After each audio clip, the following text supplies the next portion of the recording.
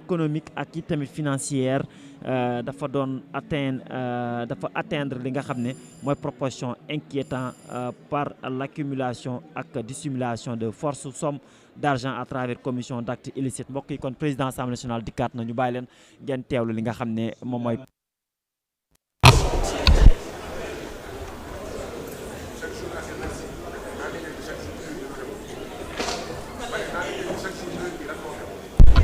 Mes chers collègues, la séance est reprise. Monsieur le ministre de la Justice, garde des Sceaux, vous avez la parole.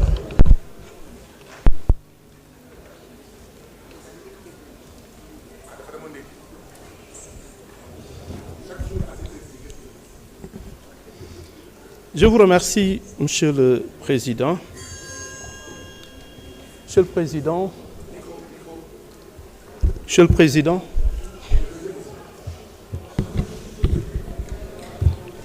honorables députés, mes chers collègues, je voudrais encore une fois, à l'entame de mon propos, remercier l'ensemble des intervenants pour la qualité de leurs propos. Je voudrais à ce propos d'ailleurs accorder une mention spéciale aux députés Saliou Ndione, Aliou Dieye, Fatou Ngom, Fatou Diop Cissé, Cheikh Bara Ndiaye, Ndeye Marie Sané, Maïmouna Bousso, Diaré Ba, Ndiak Thiam, Mariem Mbacké, Abdoulaye Tall, Mohamed Aïb Dafé, Maître également Aïssata Tall Sall pour la qualité et surtout pour les contributions qu'ils ont eu à faire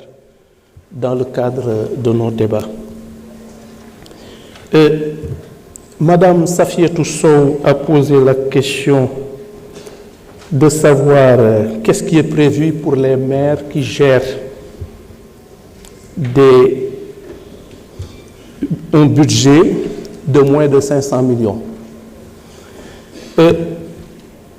Je crois que sa préoccupation est bien prise en compte par la loi relative à la déclaration de patrimoine,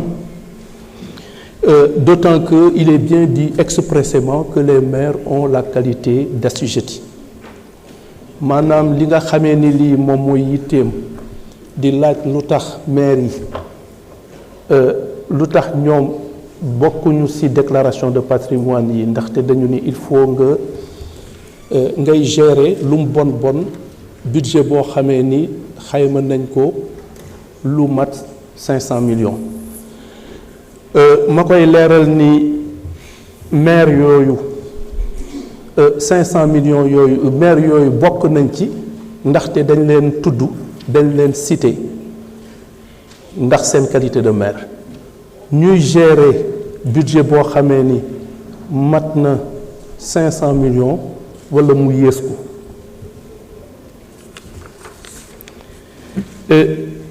Le député Baran Fofana a posé la question de savoir quelles sont les sanctions prévues à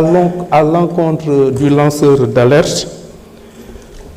qui, effectivement, de mauvaise foi,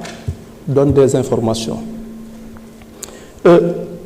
À ce propos, ce que je peux lui dire, c'est que l'article 362 du Code pénal punit d'un emprisonnement de 6 mois à 5 ans et d'une amende de 50 000 francs. Quiconque aura, par quelque moyen que ce soit, fait une dénonciation calomnieuse contre un individu aux officiers de police administrative, etc. C'est dire donc que c'est la loi qui le prévoit. Madame, ñi nga xamee ni ñii dañuy profiter par exemple sur loi bi même avant loi bi am maanaam ñi nga xamee ni ñii dañu doon tiiñal ay nit wala ñu tuumal leen si loo xamee ni wekkuñu ko fenn maanaam loo xamee ni du dëgg ñu koy wax si ñu koy tuddee dénonciation calomnieuse maanaam nga dénoncer nit ki si loo xamee ni lii yàq ak fen moo la tax a jóg ñooñu ñëpp su fekkee ni itam lanceur d'alerte bi ki wax ni ki tudde boppam parce que lanceur d'alerte dañuy wax ni il doit être de bonne foi maanaam yéene bu rafet bu sell moo ko tax a jóg ki nga xamee ni kii nag yàq wala yàq der wala tuumaal nit si lu mu fekk lu mu tegul fenn rek ko tax a jóg su boobaa nekkatul lanceur d'alerte kooku yàqkat la te su boobaa itam comme di ma ko waxee yoon tëral na ay daan yoo xamee ni yii ay yaru yoon yoo xam mën na la dal moom mooy dénonciation calomnieuse. Madame Aïssata Tall Sall a posé la question. En fait, c'est étonné que l'article 1er ne définit pas l'alerte. Mais il faut dire que l'alerte résulte bien de l'article 1er. Et elle invoque un arrêt du Conseil d'État français de mars 1995. La réponse que je voudrais lui apporter est assez simple et claire. Si la jurisprudence a cru devoir définir l'alerte, c'est certainement parce que la loi n'a pas été assez claire. Si la jurisprudence croit devoir donner une définition d'une notion bien précise, c'est parce que justement la loi soit ne l'a pas fait, soit l'a fait insuffisamment. Et de ce point de vue donc, maanaam li mu wax ni alerte leeraluñ ko ci sunu loi bi wax benn dogalu Conseil d'État français maanaam benn ëttu attekaay bu nekk France boo xamee ni bii si yi gën a kawe la bokk ni mars 2025 bi passé dafa leeral si dogalam parce que ñoom dañuy atte si dogalam lan mooy alerte ma koy leeral ni su fekkee ni kuréel boobu dem na ba jàpp ni war na leeral alerte bi moom mooy loi bi maanaam yoon bi français yi tëral si loi boobu leerul wala defuñu ko donc te ñun jàpp naa ni article 1er de la loi bii ñu leen di ñaan ngeen voté ko leeral na ko ci lu am solo waaye dama koy sant bu baax a baax ndax contribution la ndax arrêt boobu mu wax xaw ma ko woon donc day yokk ci man dara te dama ko ciy sant di ko ci gërëm. Le député Guy Marius Sagna a posé la question des fouilles corporelles intégrales aux détenus à leur admission dans les prisons. La fouille est une mesure de sécurité. C'est une mesure de sécurité qui est prévue expressément par la loi. La loi, notamment le décret numéro 2001-362 du 4 mai 2001 relatif aux procédures d'exécution et d'aménagement des sanctions pénales modifiées par le décret numéro 2021-1068 du 11 août 2021 en son article 135 qui dispose, je le cite, tous les détenus doivent être fouillés à leur entrée dans la prison et chaque fois qu'ils en sont extraits pour être conduits à l'instruction ou à l'audience et ramenés à la prison. Dans le cadre de l'exécution des dispositions du décret précité, des mesures sont prises pour respecter la dignité de la personne. C'est que c'est la loi, c'est le décret qui le prévoit. Maintenant, nous avons été autorisés par le ministre du Budget l'acquisition de scanners dans le budget de 2026. Et c'est surtout dans ce cadre, pour répondre à vos préoccupations, c'est-à-dire pour effectivement éviter que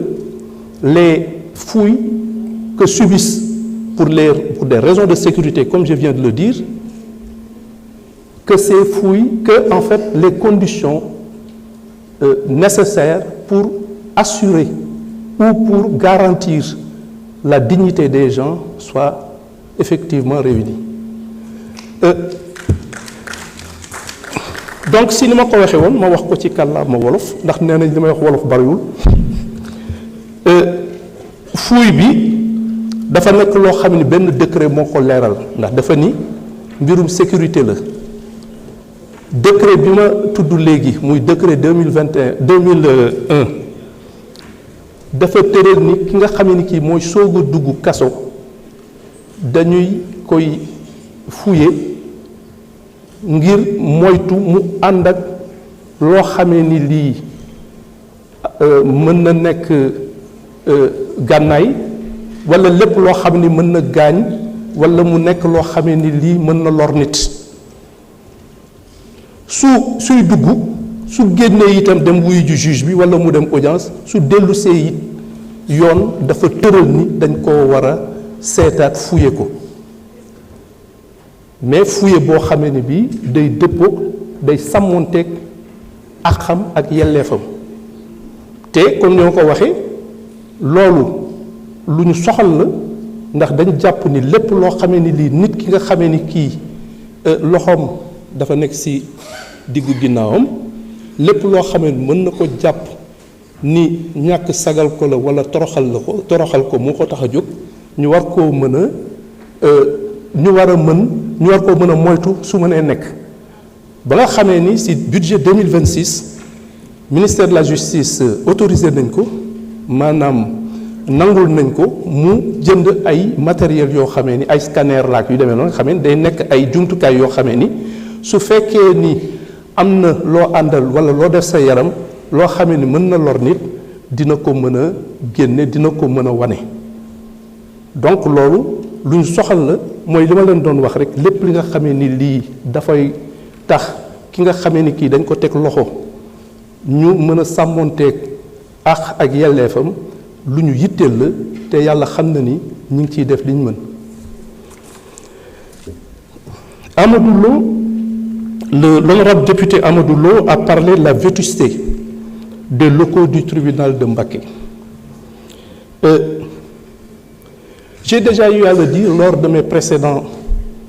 passages devant votre auguste assemblée. La construction d'un palais de justice est prévue à Mbacké. D'ailleurs, on est à la recherche d'une assiette foncière qui nous permettrait de l'exécuter dans le cadre du programme de modernisation des infrastructures judiciaires, PROMIJ. Et il faut dire que c'est une nécessité impérative. Pourquoi? Parce que Mbacké, qui englobe Touba, évidemment, recèle une population extrêmement importante. C'est d'ailleurs la raison pour laquelle la priorité, c'est la création d'un tribunal de grande instance de Mbacké pour répondre aux besoins en matière de justice de cette ville.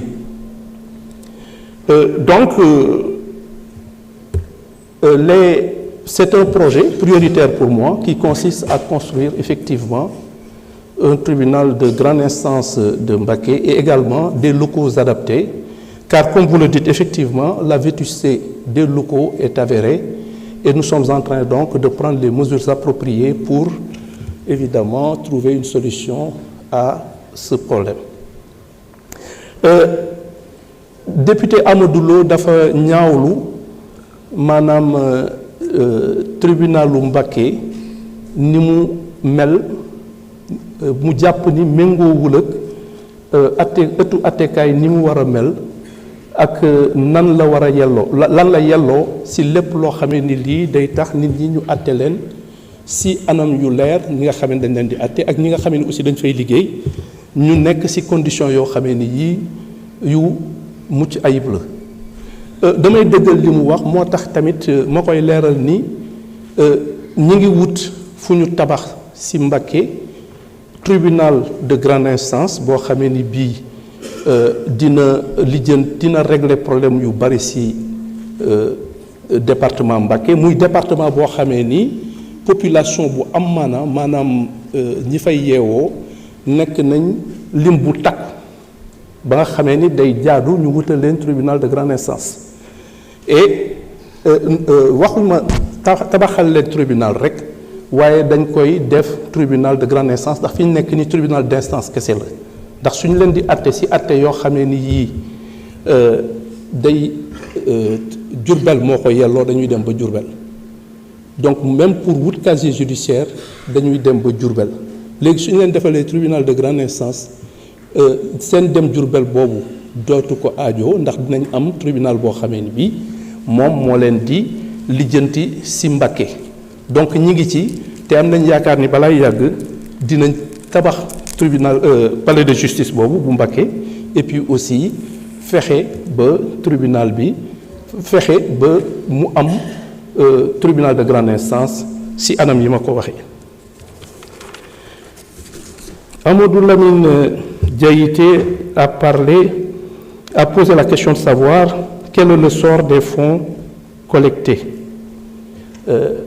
Je crois que si je continue à alterner le français et le wolof, je risque de ne pas répondre à toutes les questions. Je suis ma def wolof bokk.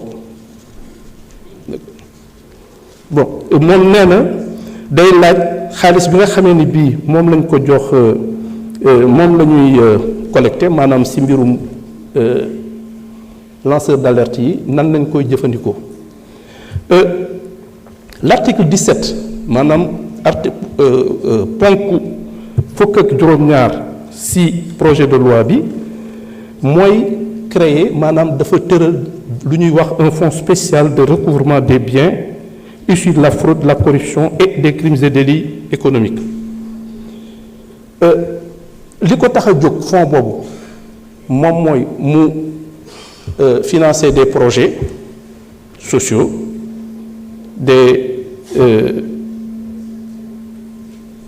ensuite muy fay ñu ci neexal itam ñi nga xamee ni ñii ñoom ñooy les lanceurs d'alerte. Dañu jàpp ni activité bépp boo xamee ni bii li ko tax a jóg moom mooy fexe lépp loo xamee ni lii day gàntal mbirum ger walla leneen ak leneen ñu ko ci financé ak yeneen voilà.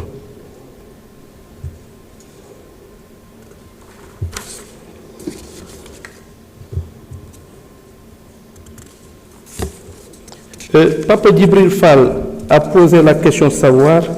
l'assistance aux victimes des événements préélectoraux maanaam Pape Djibril Fall mi ngi laaj maanaam ñi nga xamee ni ñii dañu loru ci événement yooyu ñuy wax taxawaay bi ñu am ci ñoom nan la tëddee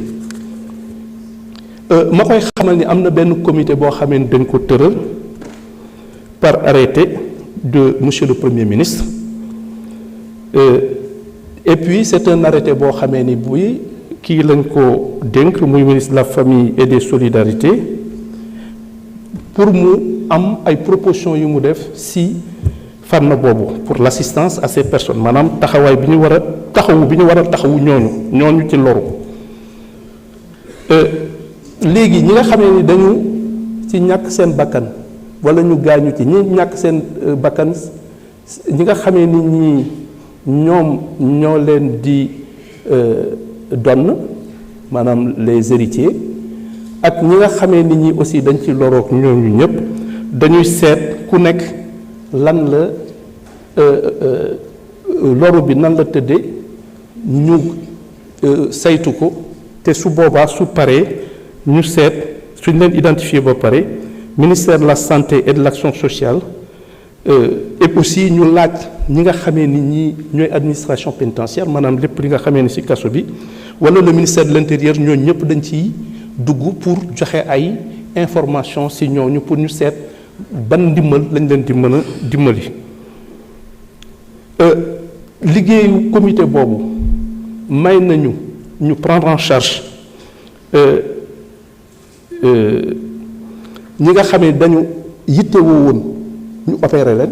des interventions chirurgicales ensuite ñu muy fii Sénégal walla bitim réew et aussi ñi nga xamee ni seeni mbokk yi nga xamee ni dañu loru ci événement yooyu yëpp ñu seet nuñ leen ci dimbalee donc comité boobu looloo ko tax a jóg te noonu la tëddee te mi ngi nekk au niveau du ministère de la Femme et de la Famille. Madame Khadissar a parlé de l'extension du champ du signalement aux menaces à l'environnement. C'est l'article 1er de la loi. Dañu ni la menace a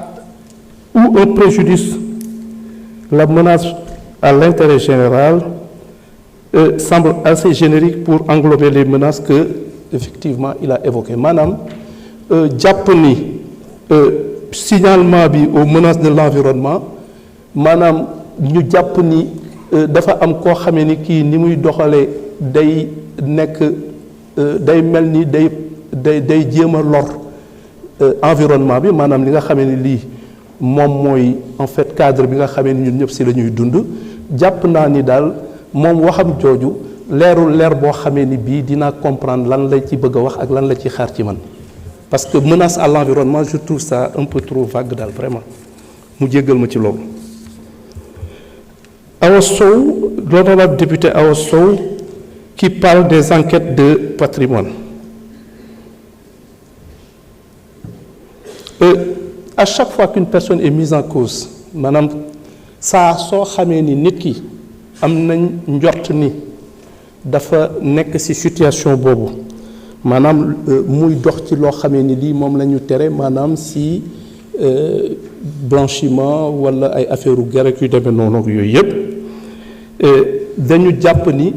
enquête de patrimoine bi ñëpp ñi nga xamee ni dañ leen di topp ci mbirum enrichissement illicite corruption et autres enquête de patrimoine bi c'est obligatoire, c'est systématique que mu nekk juge bi que mu nekk procureur bi que mu nekk sax officier de police bi maanaam gendarme beeg policier bi nga xam ne dañ ci enquête dañuy saytu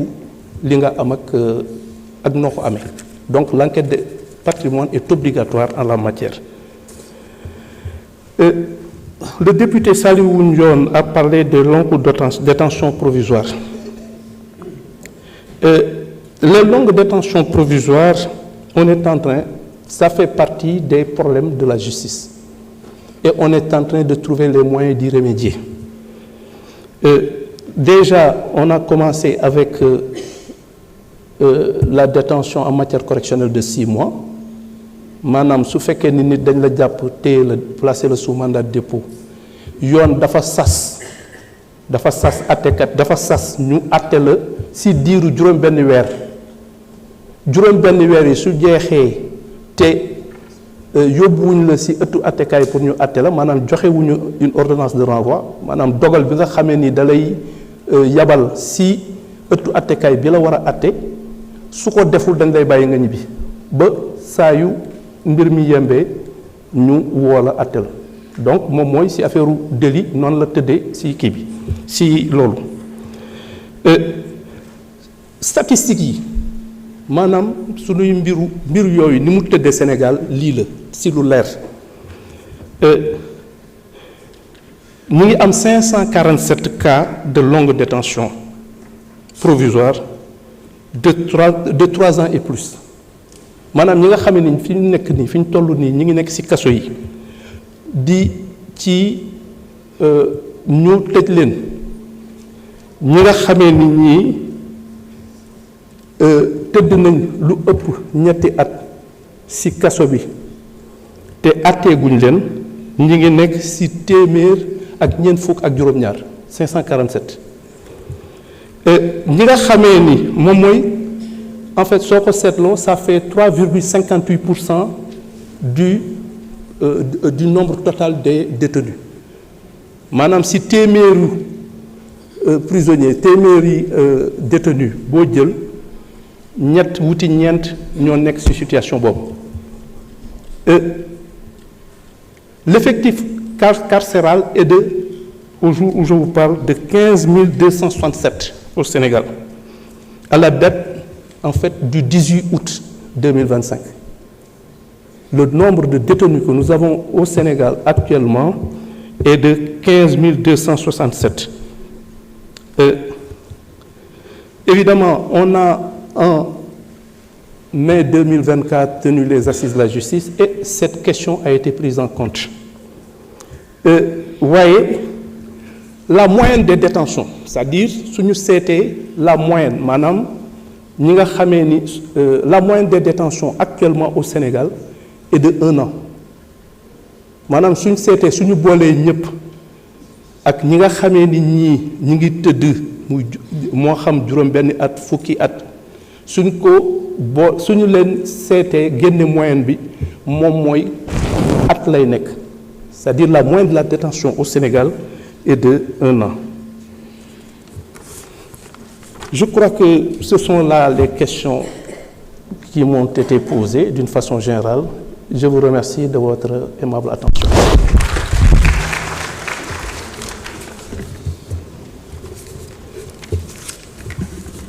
Je vous remercie, Monsieur le ministre de la Justice, garde des Sceaux.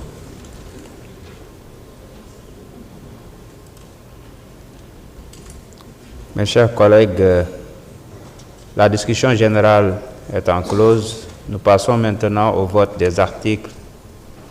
du texte de